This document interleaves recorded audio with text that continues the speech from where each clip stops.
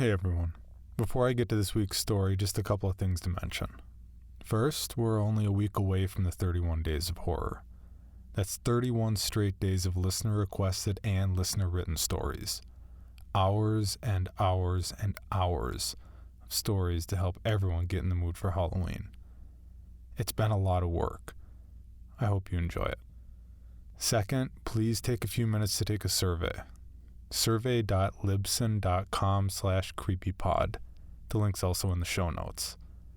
This part's really important. It only takes a couple of minutes. Fill out some answers and help keep the free content coming. That's survey.libsyn.com/creepypod. survey.libsyn.com/creepypod. Or just click the link in the show notes. Whichever one's easier. Thanks. And now.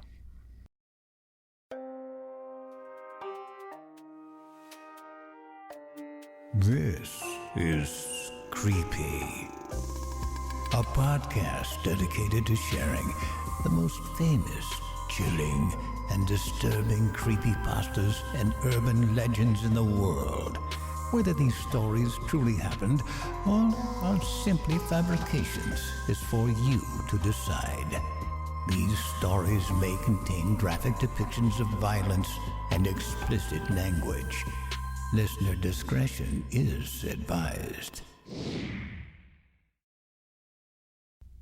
The Pill. Credited to a Wanderer! 4CNXVH2WL6M. Don't take it. It's a miracle and a glory and the greatest thing to ever happen, so they say. And it'll probably become the law soon that you have to take it. Then you'll have to swallow a little capsule when you're still a baby. Probably at the same time you're getting your inoculations. The piece of the thing in there weighs only a few grams and will be plucked out of a little pool that will probably be installed in every hospital soon. Those couple grams are more than enough for it to happen. Sure, you'll never get cancer. You'll live until 150. You'll have stronger bones and more resilient immune system. You'll probably never need glasses or a hearing aid. If you lose something small like a finger, in half a year you'll have it back.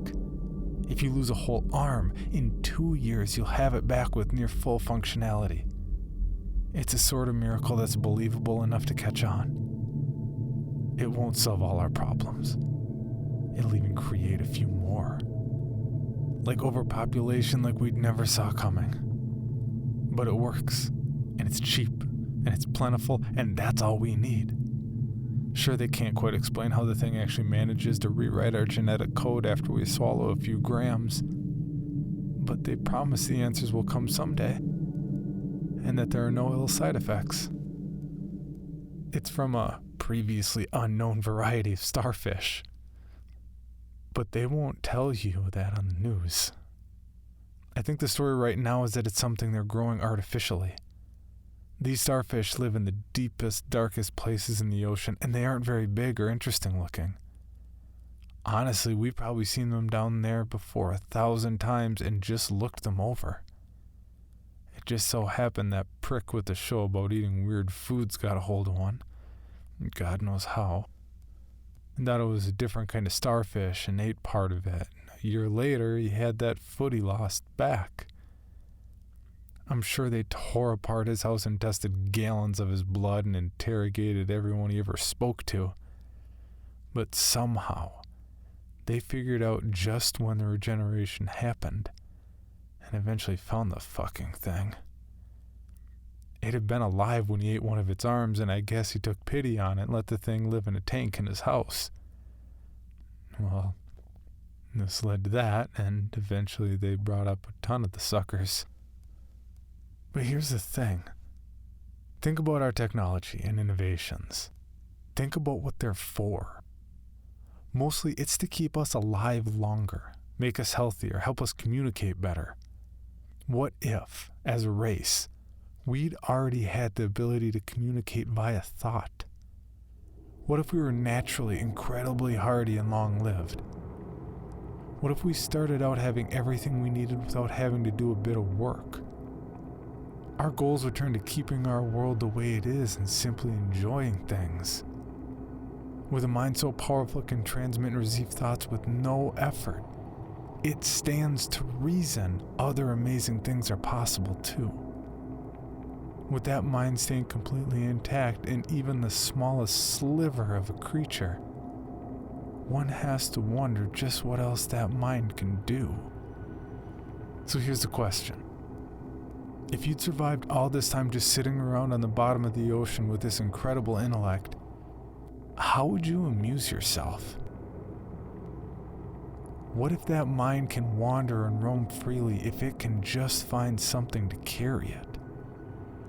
What if as a race we made ourselves the bottom of the food chain just to ensure we'd constantly be taken into new creatures and allowed to see the world through their eyes? Is it really such a leap to think that such powerful minds could overtake smaller, lesser ones? No. Nor is it unusual to think that if such a race of powerful minds was endangered, they would use this ability to dominate the minds that defend themselves. That they'd patiently wait until their enemies devoured them, then simply displace the minds of those enemies and solve the conflict. I don't think it's crazy at all. And I don't think it's crazy that there's suddenly a lot more war all over the world. A lot of research put into birth control and the accidental release of that superbug that makes men sterile. We should be enjoying world peace, but instead we're killing each other faster than ever before. Maybe they're not even threatened. Maybe we're just a game to them. Maybe we're the 100th race of beings these things have done this with. All I know is they don't turn you into some zombie from a cheesy old sci-fi flick. They let you think you're still in control. That what they want you to do is actually what you want to do. It all seems so natural, so right. Then we're in World War III and the only thing the bombs won't scorch clean is the floor of the ocean. Don't ask me how I know all this. And don't take that pill. This episode of Creepy is presented by Lake Clarity.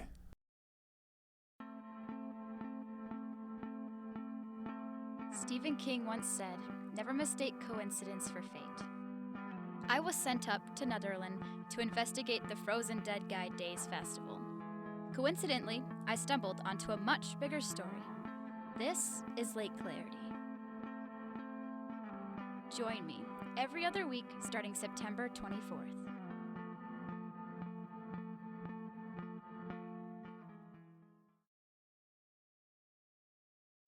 For more information, including pictures and videos of the stories told on this podcast, or to suggest stories for future episodes, please visit us at CreepyPod on Twitter, Instagram, and Facebook, or email us at creepypod@gmail.com.